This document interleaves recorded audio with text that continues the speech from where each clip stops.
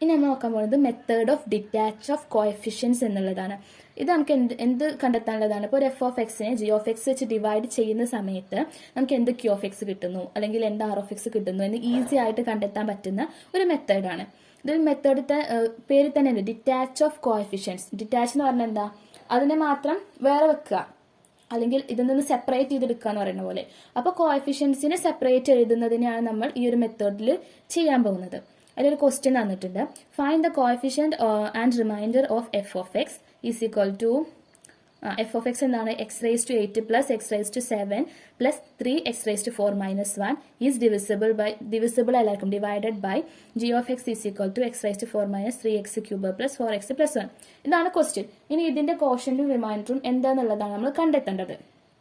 അപ്പൊ നമ്മൾ എന്താ ആദ്യം ചെയ്യേണ്ടതെന്ന് വെച്ചാൽ ഈ ഒരു എക്സ് റേസ് ടു 8 എന്നുള്ളത് എടുത്തു. ഇത് ഏത് പവർ ഉള്ളതാണ്? 8 പവർ ഉള്ള ഒരു പോളിനോമിയലാണ് ഈ എഫ് ഓഫ് എക്സ് എന്ന് പറയുന്നത്. അപ്പൊ നമ്മൾ ഇതിന്റെ 8 എക്സ് റേസ് ടു 8ന്റെ കോഎഫിഷ്യന്റ് എന്താണ്? ഇവിടെ 1 അല്ലേ? 1 ഇൻറ്റു എക്സ് റേസ് ടു 8 ആണ്. സോ ആ ഒരു കോഎഫിഷ്യന്റിനെ മാത്രം നമ്മൾ അവിടെ എഴുതി. ഫസ്റ്റ് 1. രണ്ടാമത് ഇവിടെ എന്തുണ്ട്? എഫ് ഓഫ് എക്സ് ആട്ടോ ഇവിടെ എഴുതുന്നത്. കണ്ടോ, ഇവിടെ എഫ് ഓഫ് എക്സ് എന്നിട്ട് കൊടുക്കും. നെക്സ്റ്റ് എക്സ് റേസ് ടു 7, അതിന്റെയും കോഎഫിഷ്യന്റ് എന്താണ്? പ്ലസ് 1 ആണ്. കോഎഫിഷ്യന്റ് 1 ആണ്. സോ കോഎഫിഷ്യന്റ് ഇവിടെ എഴുതി. നെക്സ്റ്റ് ഇവിടെ എക്സ് റേസ് ടു 6 ഉണ്ടോ? നോർമലി എക്സ് റേസ് ടു 6 എന്ന് പറയുന്നത് ഈ പോളിനോമിയലിന്റെ ഒരു ടേമിൽ വരേണ്ടതാണ്. പക്ഷെ അത് ഇവിടെ കാണാത്തതിന്റെ കാരണം എന്താ? അതിന്റെ കോഎഫിഷ്യന്റ് 0 ആയതുകൊണ്ടാണ് ഇവിടെ എക്സ് റേസ് ടു 6 നമുക്ക് കാണാത്തത്. സോ കോഎഫിഷ്യന്റ് നമ്മൾ അവിടെ എന്താ എഴുതണം? 0 എഴുതണം. ഒരു പവർ ഇവിടെ ഇല്ലാന്നുണ്ടെങ്കിൽ അതിന് പകരം നമ്മൾ എന്ത് ചെയ്യും? 0 ഇട്ട് കൊടുക്കും. ദെൻ എക്സ് റേസ് ടു 5 ഉണ്ടോ? ഇല്ല. സോ നമ്മൾ 0 ഇട്ട് കൊടുത്തു. ദെൻ എക്സ് റേസ് ടു 4 ഉണ്ട്. അപ്പൊ അതിന്റെ കോഎഫിഷ്യന്റ് എത്രയാണ്? പ്ലസ് 3. ആ പ്ലസ് 3 നമ്മൾ ഇവിടെ ഇട്ടു.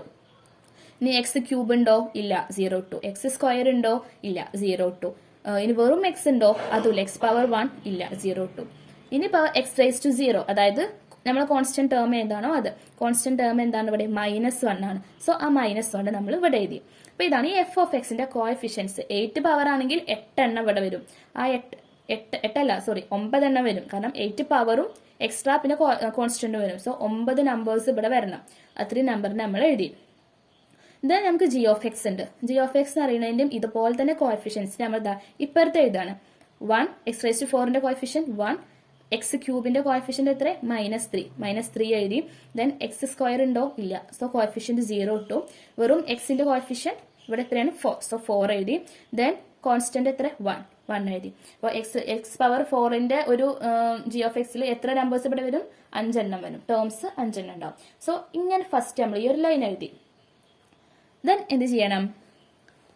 നമുക്ക് ഇവിടെ 1 ആണ്. ഈ 1 ക്യാൻസൽ ചെയ്ത് കളയണമെങ്കിൽ എന്ത് വേണം? താഴെ 1 വരണം അല്ലേ?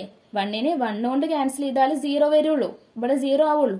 സോ 1 ക്യാൻസൽ ചെയ്യണമെങ്കിൽ 1 തന്നെ വരണം. സോ നമുക്ക് ഈ ഒരു ടേമിനെ ഏതുകൊണ്ട് മൾട്ടിപ്ലൈ ചെയ്താൽ ഫസ്റ്റ് ടേം ഇവിടെ 1 കിട്ടും. അതാണ് നമ്മൾ ചെക്ക് ചെയ്യേണ്ടത്. അതായത് ഈ 1 ആണെങ്കിൽ ഇതിന്ന് -1 ഇവിടെ എന്ത് ചെയ്യണം? 1 തന്നെ വരണം. ഇത് നമ്മൾ രണ്ടും കുറക്കുക ചെയ്യാം. നോർമൽ നമ്മൾ ഡിവിഷനിൽ കുറക്കുമല്ലോ, അതേപോലെ താഴെ എഴുതിയിട്ട് കുറക്കുക ചെയ്യാം. അപ്പൊ ഈ ഒരു നമ്പറിന് ഏത് നമ്പർ കുറച്ചാൽ നമുക്ക് ഇവിടെ 0 കിട്ടും?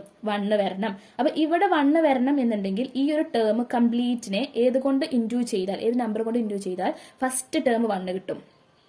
1 ഇതൊന്നും നോക്കണ്ട, ഫസ്റ്റ് 1 മാത്രം നോക്കുക. ഓക്കെ, ആ 1 മാത്രം എഴുതി.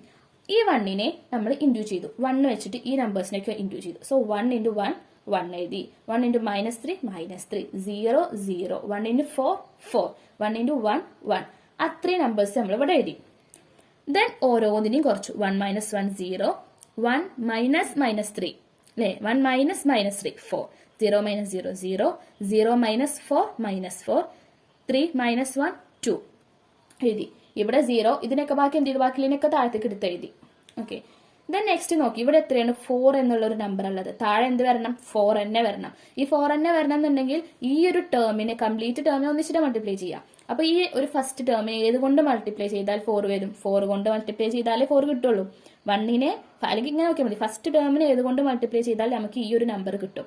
4 കൊണ്ട് മൾട്ടിപ്ലൈ ചെയ്താൽ. അപ്പൊ 4 എഴുതി. ഇവിടെ നമ്മൾ 4 എഴുതി. നെക്സ്റ്റ് 4നെ ഓരോന്നും കൊണ്ട് മൾട്ടിപ്ലൈ ചെയ്തു. 4 × 1 4.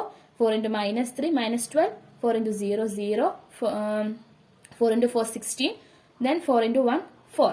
അത്രയും എഴുതി. ദെൻ നമുക്ക് നെക്സ്റ്റ് ടേം പോയി. 4 - 4 എന്ത് ചെയ്തു? ഇവിടെ 0 ആയി പോയി. ഇങ്ങനെ നമ്മൾ കുറച്ച് കൊണ്ടുവരണം ടേംസിനൊക്കെ. അതാണ് ചെയ്യുന്നത്. 0 - 12. 0 - -12 അതെന്തായി +12 ആയി. -4 -0 -4 തന്നെ. 2 -16 -14 0 -4 -4. ബാക്കി എന്ത് ചെയ്തു? ബാക്കിയുള്ള 3 നമ്പേഴ്സിനെയും അതേപോലെ താഴത്തേക്ക് എഴുതി. ഇനി നമുക്ക് ഇവിടെ ഏതാ നമ്പർ ഉള്ളത്? 12 ആണ്. ഈ 12 നമുക്ക് ഇവിടെ താഴെ കിട്ടണം. സോ ഈ ഫസ്റ്റ് ടേമിന് ഏതുകൊണ്ട് മൾട്ടിപ്ലൈ ചെയ്താൽ 12 കിട്ടും. 12 വെച്ചിട്ട് അപ്പൊ മൂന്നാമത്തെ നമ്പർ ആയിട്ട് നമ്മൾ എന്ത് എഴുതി? 12 എന്ന് എഴുതി. ദെൻ ഈ എല്ലാത്തിനെയും മൾട്ടിപ്ലൈ ചെയ്തു. ഇവിടെ താഴെ എഴുതി 12 കൊണ്ട് മൾട്ടിപ്ലൈ ചെയ്തിട്ട് എഴുതി. ദെൻ ഓരോന്നിനെ കുറച്ചു. 12 -12 0. ഇതിനെ കുറച്ചപ്പോൾ 32. ദെൻ ഓരോന്നും എന്ത് ചെയ്തു? നമ്മൾ നേരത്തെ പോലെ തന്നെ കുറച്ചിട്ട് എഴുതി. സോ ഇവിടെ ബാക്കി വരുന്ന രണ്ടെണ്ണത്തിന്റെ സിമിലർ ആയിട്ട് താഴത്തേക്ക് എഴുതി. നെക്സ്റ്റ് നമുക്ക് ഇവിടെ വരുന്ന നമ്പർ 32 ആണ്.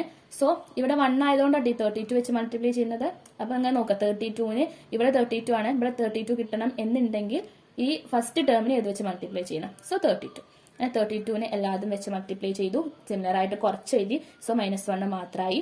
ഇവിടെ എക്സ്ട്രാ ഒന്നുമില്ലാത്തത് -1 മാത്രമായി. -1 എഴുതി. ദെൻ 82നെ കുറച്ച് കളയണം. സോ 82 വെച്ചിട്ട് മൾട്ടിപ്ലൈ ചെയ്തു. 82 ഓരോന്നും താഴത്തേക്ക് എഴുതി. ഇനിയിപ്പോ എക്സ്ട്രാ നമ്പേഴ്സ് ഒന്നും ഇല്ലല്ലോ ഇവിടെ ഇറക്കി എഴുതാൻ.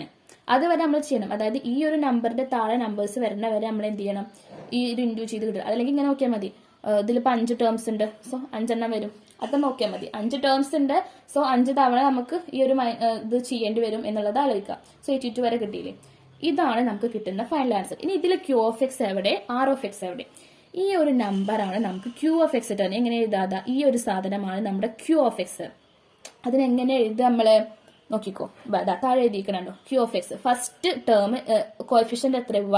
1 into x⁴. കാരണം ഇത് നമ്മൾ g(x) എഴുതിയതല്ല, ഇതിന്റെ കോഎഫിഷ്യൻസ് എത്തിട്ടല്ല ഇങ്ങോട്ട് എഴുതിയത്. സോ സിമിലർലി 5 ടേം ഉണ്ടെങ്കിൽ ഇത് കോൺസ്റ്റന്റ് ആയി പോകും. ഇത് 1, ഇത് 2, ഇത് 3, ഇത് 4. അങ്ങനെയല്ലേ വരിക? അപ്പൊ 1 into x⁴. ഈ 4 നമ്മൾ എന്ത് എഴുതി? 4x³. 12 എങ്ങനെ എഴുതി? 12x². 32x + 82. സോ ഇതിനെ പോളിനോമിയലിന്റെ രൂപത്തിലേക്ക് മാറ്റി എഴുതിയപ്പോൾ നമുക്ക് എന്ത് കിട്ടി? Q(x) കിട്ടി. ദെൻ റിമൈൻഡർ എവിടെ? ഇതാണ് റിമൈൻഡർ. ഈ സംഭവമാണ് റിമൈൻഡർ. 194 അങ്ങനെ എഴുതും. ഇതിൽ 4 ടേംസ് ഉള്ളത്. അപ്പൊ ഫസ്റ്റത്തെ ടേം എന്തായിരിക്കും? x³ ആയിരിക്കും. ഓക്കെ, 194 x³ -146 x² മൈനസ് ഇവിടെ മൈനസ് ഉള്ളതുകൊണ്ട് 360x -83. ഓക്കെ, അപ്പൊ ഇതാണ് ഈ ഒരു f(x)നെ g(x) വെച്ച് മൾട്ടിപ്ലൈ ചെയ്താൽ നമുക്ക് കിട്ടുന്ന Q(x)ഉം R(x)ഉം ഇതായിരിക്കും. ഈ ഒരു എന്താ പറയാ മെത്തേഡിനെയാണ് ഡിറ്റാച്ച് ഓഫ് കോഎഫിഷ്യന്റ് മെത്തേഡ് എന്ന് പറയുന്നത്. ഇവിടെ കണ്ടോ, g(x) x⁴ ആണ്. നമുക്ക് R(x) എത്ര കിട്ടിയത്? x³ ആണ്. ഇതിനേക്കാളും ചെറിയ പവർ ഉള്ളതല്ലേ വരുന്നത്. എപ്പോഴും റിമൈൻഡർ അങ്ങനെ തന്നെ വരുള്ളൂ. ഐ മീൻ ഒന്നെങ്കിൽ 4 ആയിരിക്കും, അല്ലെങ്കിൽ 4നേക്കാളും ചെറുതായിരിക്കും.